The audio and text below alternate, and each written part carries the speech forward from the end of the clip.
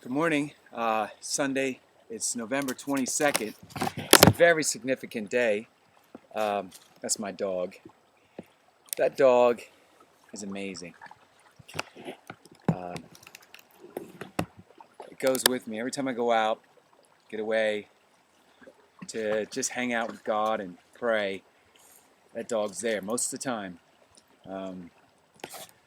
We got the dog for the kids, like most parents. We think, oh, how great it would be for the kids to have a dog, but the parents end up taking care of the dog. Well, I love this dog, but sometimes it makes doing what I'm trying to do today and many other times just a little bit more challenging because I'm set up by where we have two bodies of water, sources of water that run by our property. One is a little creek that goes by the name of Chinnapiqui or something like that. It's the native name for it. And then there's Tom's Creek, which is like I said before, a river. And I'm at the intersection of those two, which represents the northeastern corner of our property. It's the part that I never saw until we actually started moving from New Jersey to the area. And when I wept because I was just reminding me of my youth, reminding me of growing up in Pennsylvania, on a dairy farm outside of Allentown, Pennsylvania. And I used to play in this creek as a little boy. We were there from when I was 2 all the way to when I was 12. And I was outside as much as I could be. We didn't have a television. I was the only boy. I went outside a lot alone. Had a dog. Spent a lot of time in the creek talking to myself.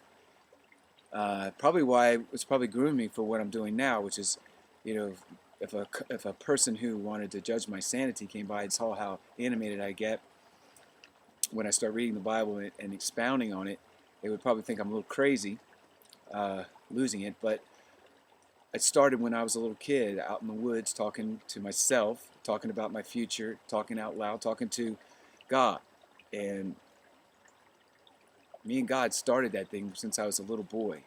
Raised in a Christian home, heard the gospel in my earliest years, which I'm very, very thankful for. I owe a great debt to my family and my parents for raising me in the truth. But along with that, just like I was preaching on The Stones Will Cry Out, when we're raised in a church setting, it represents to us a new set of challenges.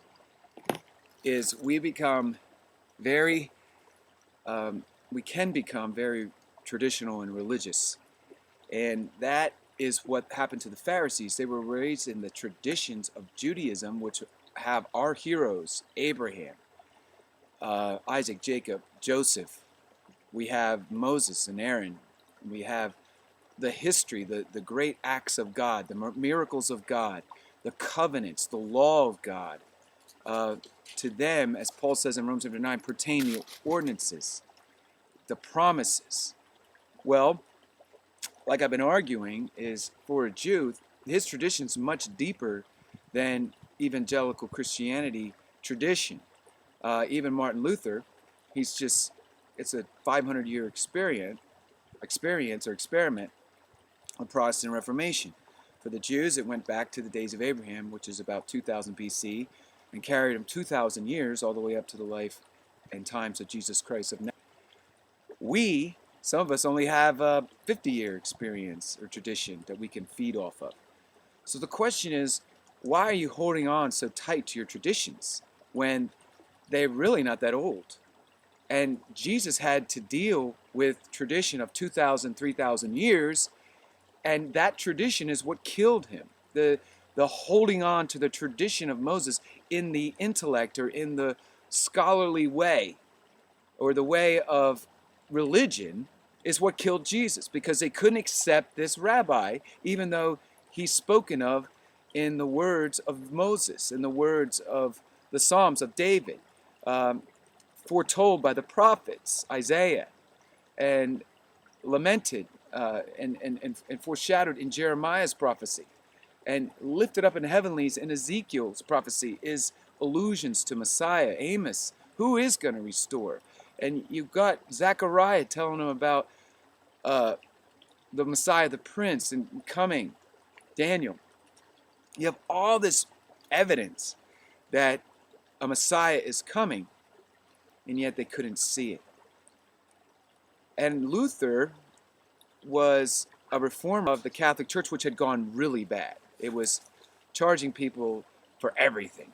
And the last time I spoke on The Stones Will Cry Out, I was dealing with Jesus' encounter with the money changers and how he was so aggressive and determined to destroy money changing and commerce in his house. And he said, "My house shall be called a house of prayer for all nations." Well, today I want to talk about the church, and I want to talk about business. Business and church, church and business. And Living Lattes International Fellowship combined with Living Lattes Cafe is an idea who I say its time has come. But strangely enough, it incorporates business into the ministry of the church. But it does so in a completely different way than what is commonly done and performed in the Church of America today. The Church of America today has become a business.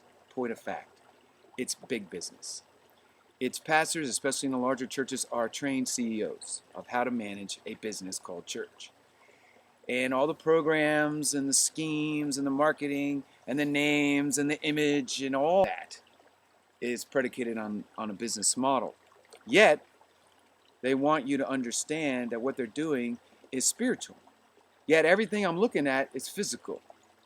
Go to your modern day mega church and you'll see a kiosk with all these different things you can choose from that you can participate in, your age group, your culture connections, find somebody that you can network with, your business contacts, all these meetings that could be yours that you could choose from, this laundry list of meetings. Beautiful kiosk, beautiful coffee shop on the level of Starbucks, representing a $500,000 investment maybe. Then there's the color and the scheme and the presentation of the sanctuary, very visually appealing. The big screen stuff, the sound system, the pew, the preacher, the pulpit, the platform. Very visually appealing. That's the business of church. And people say, well, this is the house of God. The question is, what is the house of God? God inhabits the praises of his people.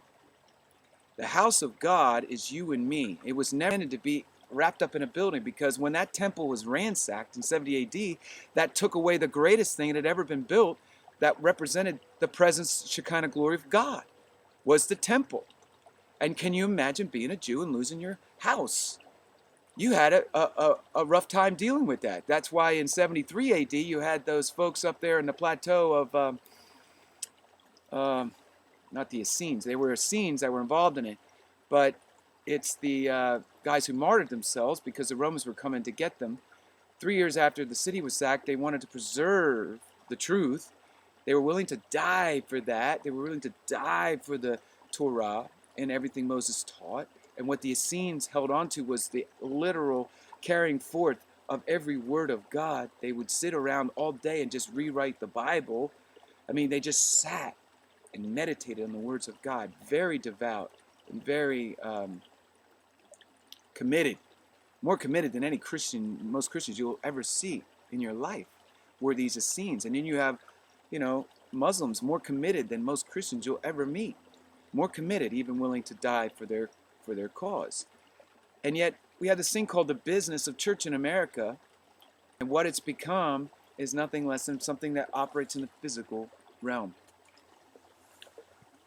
I want to just stop there and show you the creek.